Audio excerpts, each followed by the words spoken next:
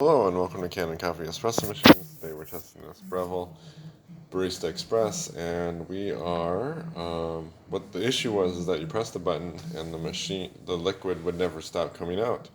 So what we found is we took it apart and we found that the cable to the flow meter, which measures the amount of water that goes through the machine, was disconnected, and so we reconnected it. Now it's working well.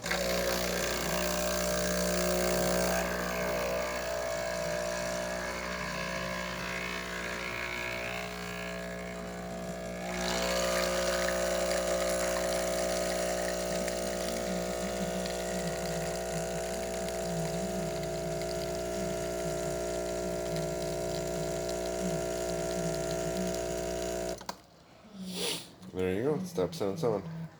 And then let's just test this thing quick while we're here, even though that wasn't the issue.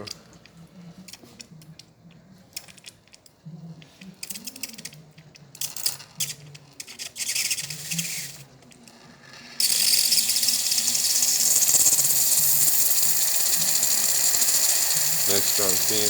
So thank you for pairing with Canon Coffee. Please like our videos below. If you'd like to see more videos like this, subscribe to our channel. Thank you.